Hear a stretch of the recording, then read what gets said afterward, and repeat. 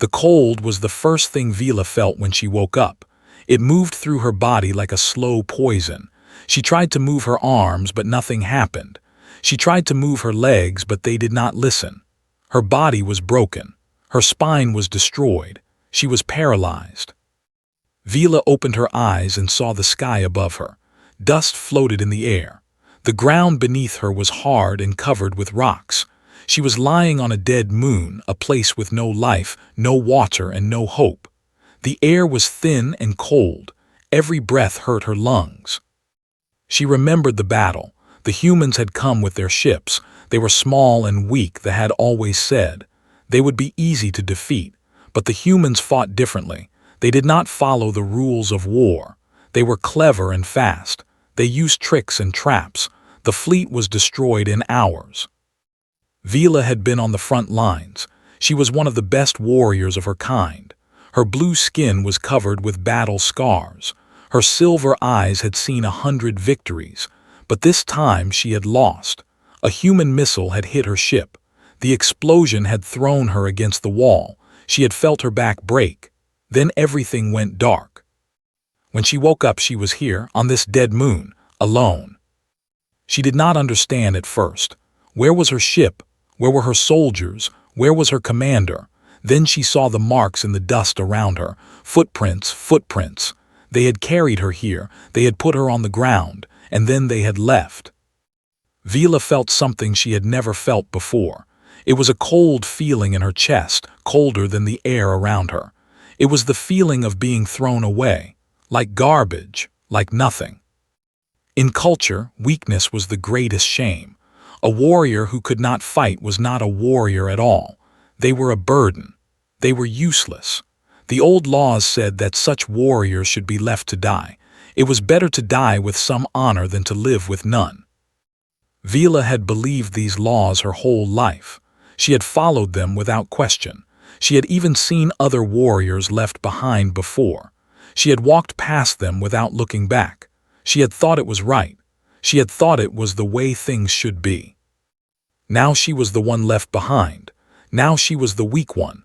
Now she understood how wrong she had been. Hours passed. The cold grew worse. Vila could not feel her body below her neck. She could only feel the cold wind on her face and the hard ground against her back. She stared at the sky and waited for death. She thought about her life. She had been born into a warrior family. Her mother was a general. Her father was a ship commander. They had trained her to fight since she was a child. She had never known anything else. She had never wanted anything else. She had believed that strength was everything. That power was the only thing that mattered. That mercy was weakness and kindness was foolish. She had killed many enemies. She had never felt sorry for any of them. They were weak. They deserved to die. But now she was weak. Did she deserve to die too? The question sat in her mind like a stone. She did not know the answer. She had never thought about such things before. Warriors did not think. Warriors only fought. The sun began to set. The sky turned dark. The cold became unbearable. Vila's breathing slowed. Her silver eyes grew heavy. She could feel death coming closer, step by step, like a silent hunter. She was not afraid. Fear was for the weak, and she had already accepted that she was weak now. She only felt tired, tired of fighting, tired of pain, tired of everything. She closed her eyes and waited for the end. But the end did not come. Instead, she heard a sound. It was a low humming noise like an engine. She opened her eyes and saw a light in the dark sky. It was a ship, a small ship, not much bigger than a shuttle. It was coming down toward the moon. Vila watched it land. The dust flew up around it. The engine stopped. For a long moment, nothing happened. Then a door opened and a figure stepped out. It was a human. He was tall for his kind, with dark hair and brown skin. He wore a simple jacket and carried a light in his hand. He looked around the moon, searching for something. His eyes moved across the rocks and the dust and the broken pieces of ships. Then he saw her. He stopped. His eyes went wide. For a moment he just stared at her.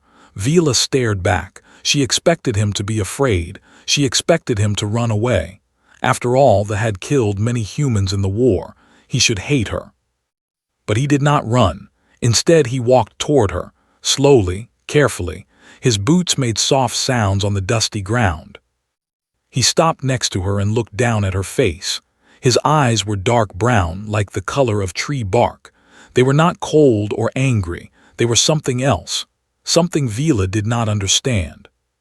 "You are alive," he said. His voice was soft and calm. Vila wanted to speak, but her throat was too dry. She could only look at him. The human knelt down beside her. He touched her neck gently, checking for something.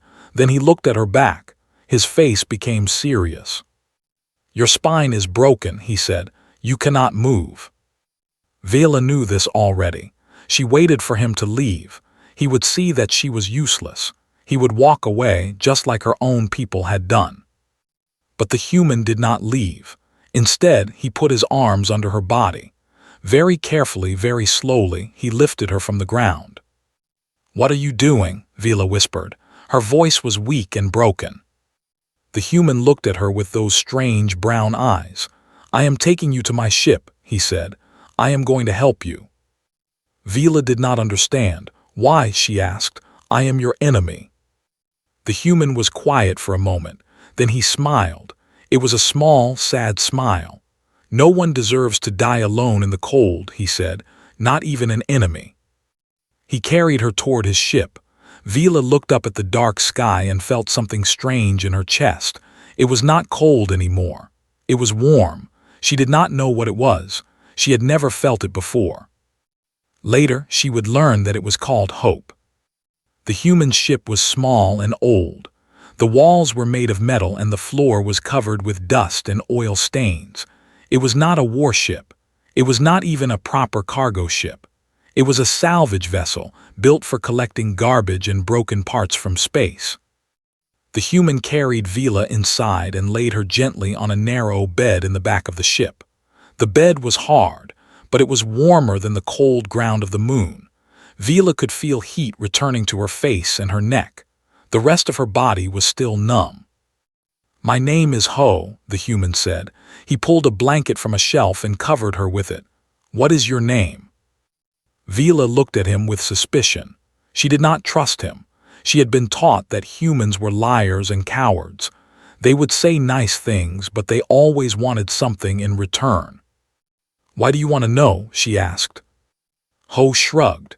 "Because I want to call you something other than the alien I found on the moon." Vila did not answer at first. She studied his face. He had a kind face, she thought. His eyes were calm and patient. There was no anger in them, no hatred, just curiosity and something else, something like concern. "Vila," she finally said. "My name is Vila." Ho nodded. "Vila, that is a nice name." He walked to the front of the ship and sat down in the pilot's chair. "I am going to take us off this moon now. Hold on." The engine roared to life. The ship shook and lifted off the ground. Through a small window, Vila watched the dead moon grow smaller and smaller until it was just a dot in the darkness of space. She was leaving. She was alive. She did not know how to feel about that. Ho pressed some buttons on the control panel. The ship turned and began moving toward a distant cluster of lights. A space station, Vila realized. She had seen many space stations before. She had attacked many of them, but this one was different. It was human. "Where are you taking me?" Vila asked. "To the station," Ho said. "My sister works there. She is a doctor. She can help you." "A doctor cannot fix a broken spine," Vila said. Her voice was flat and hopeless. "The damage is too great. The doctors told me this long ago. If the spine breaks, there is no repair. It is over." Ho turned his chair to look at her. "Doctors," he said, "but you have never been to a human doctor." Vila was confused. What difference does that make? Ho smiled again. It was the same sad, small smile from before. "Humans are very stubborn," he said. "We do not like to accept that something is impossible. We always try to find another way." Vila did not know what to say. She had never heard anyone talk like this before. In culture, you accepted what was true. If something was broken, it was broken. If someone was weak, they were weak. There was no point in fighting against reality. But humans, it seemed, did not think this way. The journey to the station took several hours. During this time, Ho talked to Vila. He told her about his life. He was a salvage pilot. He flew around space looking for broken ships and old machines. He took them apart and sold the pieces. It was not a glamorous job, but it paid enough to survive. He told her about Earth, the human home world. He told her about blue oceans and green forests. He told her about cities made of glass and steel. He told her about snow and rain and sunshine. Vila listened quietly. She had never thought much about Earth before. To her, it was just another planet to conquer. But hearing Ho talk about it, she could almost see its beauty in her mind. "Do you miss it?" she asked. "Earth?" Ho was quiet for a moment. "Sometimes," he said, "but my home is out here now, in the stars with my sister." He told her about his sister. She was a neural surgeon. She specialized in the brain and the spine. She worked on the space station, helping injured workers and travelers. She was very skilled, Ho said, one of the best. "She will know what to do," he said confidently. "She always does." Vila was not so sure. She had lived with medicine her whole life. Their technology was advanced. Their doctors were among the best in the galaxy. If they could not fix her spine, how could a human do it? But she did not say this to Ho. He seemed so hopeful, so determined. She did not want to take that away from him. Finally, the space station appeared in the window. It was large, much larger than Vila had expected. Lights blinked along its sides. Ships moved in and out of its docking bays. It was alive with activity. Ho guided his ship toward one of the smaller bays. The landing was smooth. The engine turned off. For a moment, everything was quiet. "We are here," Ho said. He stood up and walked to the back of the ship. "I am going to carry you inside. Is that okay?" Vila looked at him. No one had ever asked her permission before. In the military, you did not ask. You commanded, you ordered, you demanded. But this human was asking her, like she had a choice, like her opinion mattered. "Yes," she said quietly, "that is okay." Ho lifted her from the bed. He carried her carefully, making sure not to hurt her back. The door opened, and they stepped out into the station. The air inside was warm and clean. The lights were bright. People walked past, going about their business. Some of them looked at Vila with surprise. Others looked away quickly, pretending not to see. Vila felt exposed. She was a warrior in a human station. She was the enemy. She should be locked up. She should be interrogated. She should be punished for all the things her people had done. But no one stopped them. No one attacked. They just walked past like Vila was any other patient. Ho carried her through long hallways and into a large medical bay. The room was full of machines and beds.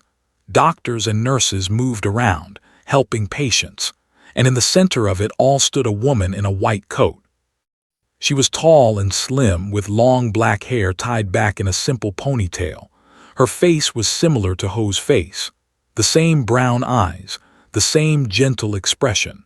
She looked up when they entered and her eyes went wide. "Ho," she said, "what is this?" "This is Vila," Ho said. "She needs your help." The woman walked closer. She looked at Vila's face, then at her body. Her eyes were sharp and intelligent. She was already studying, already analyzing. "She is," the woman said. "Yes," Ho said. "We were at war with the 3 months ago." "I know." The woman was quiet for a long moment. She looked at her brother, she looked at Vila, then she sighed. "Put her on the bed," she said. "I will see what I can do." Ho smiled, "Thank you." Did not smile back, but her eyes were not cold. They were thoughtful, curious, already working on the problem. Vila lay on the bed and stared at the ceiling. She was in enemy territory. She was helpless and broken. She should be terrified. But strangely, she was not. For the first time in many days, she felt something other than despair. She felt like maybe, just maybe, things could get better. The first week was the hardest. Ran many tests on Vila's body. She used machines that Vila had never seen before. She took pictures of her spine. She measured her nerves. She checked her blood and her bones and her muscles. She worked for hours every day, studying and thinking. Vila watched her work. She had nothing else to do. She could not move. She could only lie on the bed and watch the ceiling. Sometimes Ho came to visit her. He would sit next to her bed and talk about small things, the weather on the station, the news from distant planets, the food in the station's cafeteria. Vila did not understand why he kept coming. She was not interesting. She was not helpful. She was just a broken body in a bed. But Ho came anyway, day after day. "Why do you spend time with me?" Vila asked him one day. Ho thought about the question. "Because you are alone," he said, "and no one should be alone." Vila did not know how to respond. In culture, being alone was normal. Warriors were independent. They did not need others. They were strong by themselves. But Vila was not strong anymore. She was weak. And being alone was not a choice. It was a punishment. After 2 weeks came to Vila with news. Her face was serious, but there was a light in her eyes, a spark of excitement. "I have studied your spine," said. "The damage is severe. In your species, this kind of injury cannot be fixed. Your nerves do not regenerate. Once they are broken, they stay broken forever." Vila nodded. She already knew this. She had accepted it. But continued, "Humans have developed something new, a special treatment. It uses tiny machines called nanobots. They are so small that you cannot see them. We put them inside your body, and they repair the damage from the inside." Vila's silver eyes widened. "Machines inside my body?" "Yes," said. "They will rebuild your nerves, slowly, piece by piece. It will take many months, and it will be painful, but if it works, you will walk again." Vila could not believe what she was hearing. This was impossible. They had said it was impossible. Their scientists had said it was impossible. How could humans have something that they did not? "Why do you have this technology?" Vila asked. "They are more advanced than humans. Everyone knows this." Smiled. It was a small, proud smile. "Humans are not the strongest species," she said. "We are not the fastest but we are very good at one thing: we never give up. When something is broken, we find a way to fix it. When something is impossible, we make it possible." She leaned closer to Vila. "Your species left you to die because they thought you could not be fixed, but we do not think that way. We believe that everyone deserves a chance, even the people who fight against us." Vila felt something strange in her chest. It was the same warm feeling from before, the feeling of hope, but now it was mixed with something else, something heavier. It took her a moment to recognize it. It was shame. She had spent her whole life looking down on humans. She had thought they were weak and stupid. She had killed them without mercy. And now these same humans were trying to save her life. "I do not deserve this," Vila whispered. Looked at her for a long moment, then she shook her head. "That is not for you to decide," she said. "I am a doctor. I heal people. That is what I do. It does not matter who they are or what they have done." The surgery happened 3 days later. Put Vila to sleep and worked on her spine for 12 hours. She placed millions of tiny nanobots inside Vila's body. When Vila woke up, she felt nothing different. She was still paralyzed. She still could not move. "It will take time," said. "The nanobots are working, but they are very slow. You must be patient." Patient? Vila had never been patient in her life. She was a warrior. She acted quickly. She made decisions fast. She did not wait. But now she had no choice. She could only lie in her bed and wait. Days turned into weeks. Weeks turned into months. Vila lay in the medical bay and watched the world move around her. She watched the doctors and nurses help other patients. She watched people come and go. She watched Ho visit her every day without fail. Slowly she began to feel things. First, it was just a tingling in her fingers, like tiny sparks of electricity. Then the tingling spread to her hands, to her arms, to her shoulders. The nanobots were working. They were rebuilding her nerves one by one. The pain came next, had warned her about this. As her nerves reconnected, they would send signals to her brain. Some of those signals would be pain, sharp, burning pain that made her want to scream. But Vila did not scream. She was still a warrior even if she was broken. She gritted her teeth and endured the pain, day after day, night after night. Ho sat with her during the worst moments. He held her hand and talked to her in a soft voice. He told her stories about his childhood, about the games he played with when they were young, about the time he got lost in a forest and was found 3 days later, hungry but happy. Vila listened to his stories and forgot about the pain for a while. She even laughed sometimes. It was a strange sound coming from her mouth. She had not laughed in years. "You have a nice laugh," Ho said one day. Vila felt her face grow warm. She did not know why.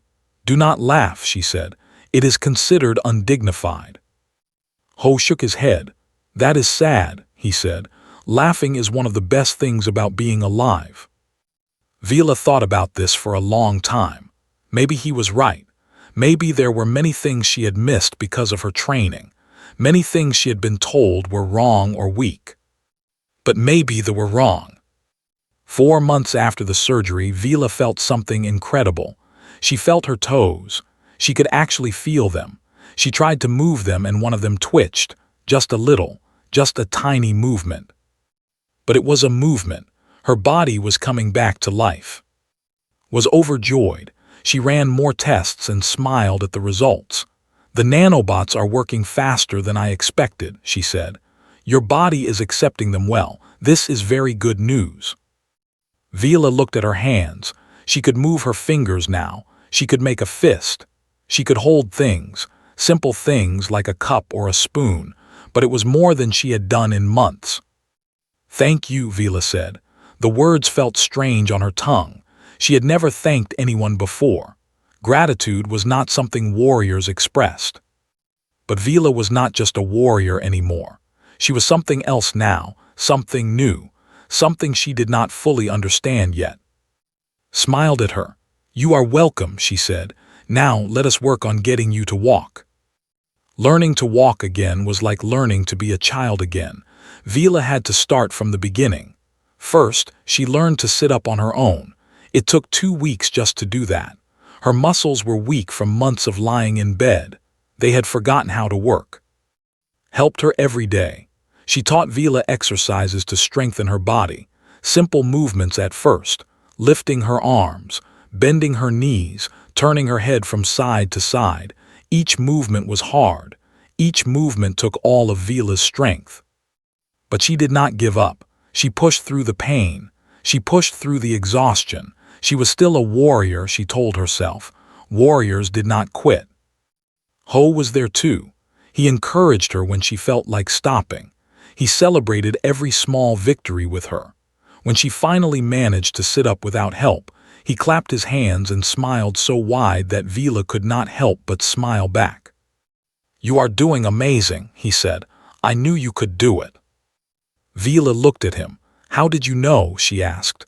"You did not know me. You did not know if I was strong enough." Ho shrugged. "I could see it in your eyes," he said.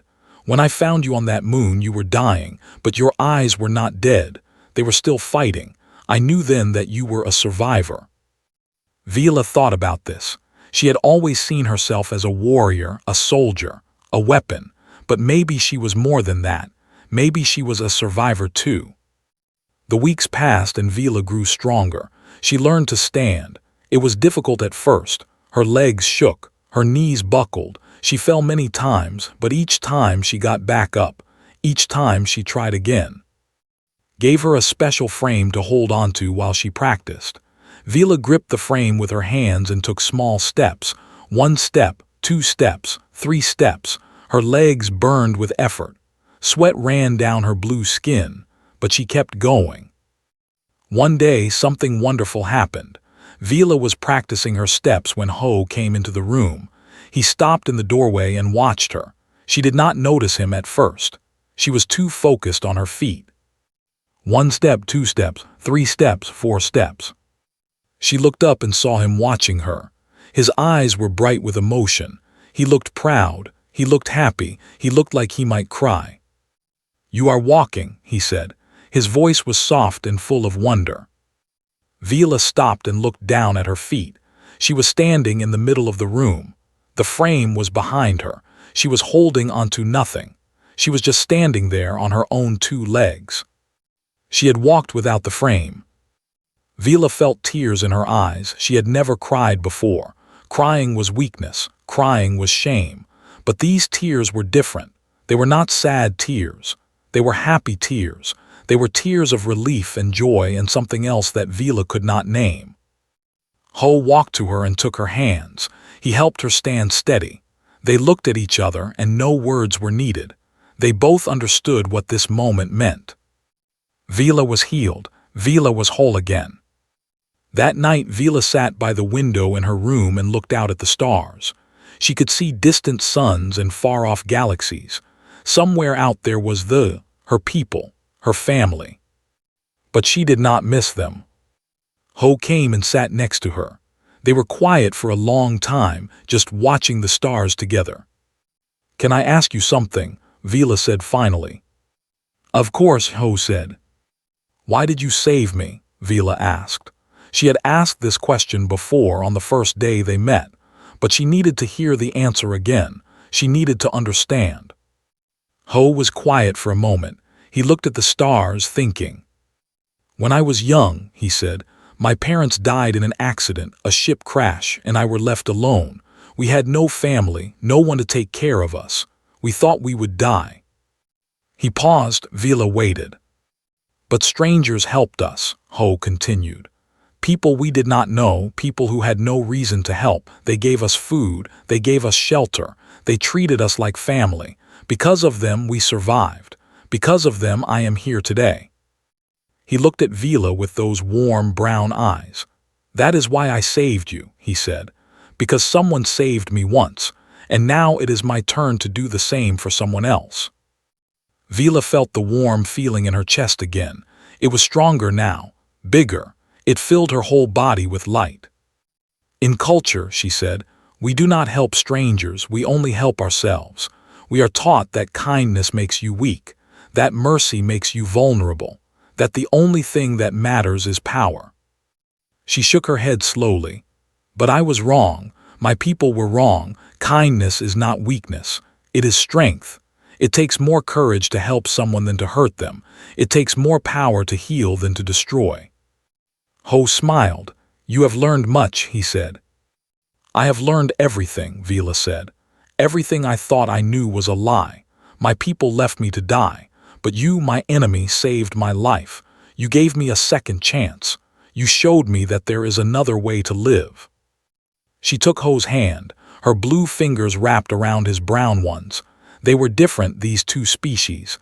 Different colors, different bodies, different cultures. But in this moment they were the same.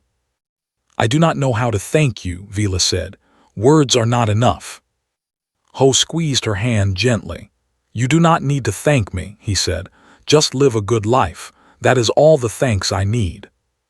Vila nodded. She looked out at the stars again. Somewhere in that darkness her old life was waiting, her old culture, her old beliefs, but she did not want to go back. She did not want to be that person anymore. She wanted to be someone new, someone better, someone who could help others the way Ho and had helped her. "Ho," she said. "Yes." "What will happen to me now? Where will I go?" Ho looked at her with gentle eyes. "That is your choice," he said. "You can go anywhere, you can do anything, you are free." Free? Vila had never been free before. She had always followed orders, always obeyed commands, always served her people. But now she had no people, she had only herself. And she had Ho, and the strange, wonderful humans who had given her a new life. Vila looked at the stars and smiled. For the first time in her life, she felt truly alive. and she knew exactly what she wanted to do. 6 months had passed since Ho found Vila on the dead moon.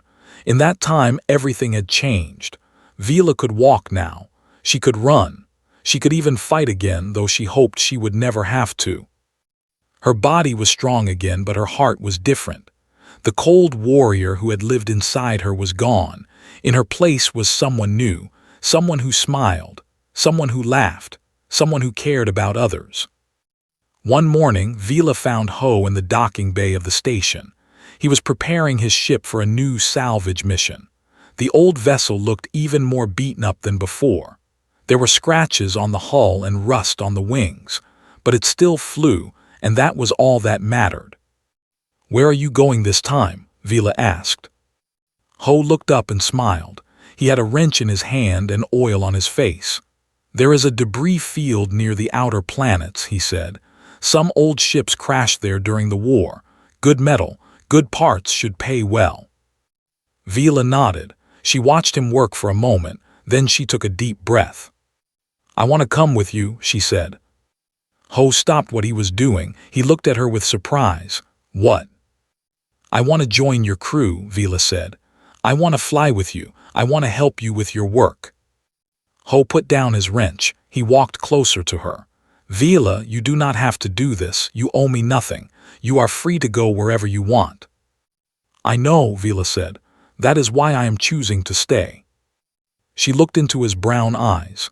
They were the same kind eyes she had seen on that first day, the eyes that had looked at her without hatred, without fear, without judgment. "Ho," she said, "you saved my life. You gave me something I never had before, a home, a family, a purpose. I do not want to leave that behind. I want to stay with you. I want to help you. I want to learn from you." Ho was quiet for a long moment. Then a slow smile spread across his face. "It is not easy work," he said. "Salvage is dangerous, the pay is bad, the food is worse, and the ship is old and noisy." "I do not care," Vila said. "I have lived through worse things than an old ship." Ho laughed. It was a warm, happy sound. "All right," he said. "Welcome to the crew." Came to see them off. She stood in the docking bay with her arms crossed, watching them load supplies onto the ship. Her face was serious, but her eyes were smiling. "Take care of each other," she said, "and call me if you get hurt." Ho hugged his sister. "We will be fine," he said. "I have a warrior on my crew now. What could possibly go wrong?" Looked at Vila. For a moment the two women just stared at each other, then smiled and held out her hand. "Thank you," she said, "for not dying. You made all my hard work worth it." Vila took her hand and shook it gently. "Thank you," she said, "for not giving up on me." The ship lifted off from the station and flew into the darkness of space. Vila sat in the co-pilot seat next to Ho. She watched the stars pass by the window and felt a strange peace inside her. "Can I ask you something?" she said. "Of course," Ho said. "Are you not afraid of me? I am. My people killed humans. They destroyed your ships. They took your worlds. How can you trust me?" Ho thought about the question. He did not answer right away. He just looked at the stars, thinking. "When I found you on that moon," he said finally, "you were not a warrior. You were just a person who was suffering, a person who needed help. I did not see an enemy. I saw someone who was alone and scared and hurt." He turned to look at her. "We all make choices, Vila. Your people chose to fight us. They chose to be cruel, but you are not your people. You are you. And you have chosen to be different. That is all that matters to me." Vila felt tears in her eyes again. She had cried more in the past 6 months than in her entire life before, but she did not mind. These tears were good tears. They meant she was feeling something real. "I will never go back to them," she said. I will never return to that life. They abandoned me. They left me to die. They do not deserve my loyalty." "What will you do instead?" Ho asked. Vila looked out at the endless stars. So many worlds out there, so many people, so many stories waiting to be told. "I will show them," she said. "I will show the whole galaxy what humans are really like. I will tell them that humans are not weak. Humans are not stupid. Humans are the most compassionate species I have ever known. They heal instead of destroy. They help instead of harm. They give hope to those who have none." She smiled. It was a fierce smile, a determined smile, the smile of a warrior with a new purpose. "I was raised to believe that strength meant power," she said. "That being strong meant being able to hurt others. But that is not true. Real strength is kindness. Real power is love. Humans understand this better than anyone." Ho listened to her words. His eyes were bright with emotion. He did not say anything. He did not need to. His silence was enough. They flew together through the darkness, two unlikely friends from two different worlds. Behind them, the space station grew smaller and smaller until it disappeared from view. Ahead of them, the universe waited. Vila did not know what the future would bring. She did not know what adventures lay ahead. She did not know if she would ever see them again, or what they would think of her if they did. But she knew one thing for certain. She was no longer alone. She had Ho. She had a crew, she had a family. And she had hope. The ship flew on, carrying its two passengers toward new horizons. Somewhere in the galaxy there were people who needed help, people who were abandoned, people who were left to die, just like Vila had been. And now she would find them. She would save them. She would give them the same gift that Ho had given her. The gift of a second chance. Because that was what humans did. They did not leave people behind. They did not throw away the weak. They lifted them up. They healed them. They made them strong again. And Vila, once a warrior, was proud to stand beside them. This was her new life. This was her new purpose. This was her new family. And she would not trade it for anything in the universe.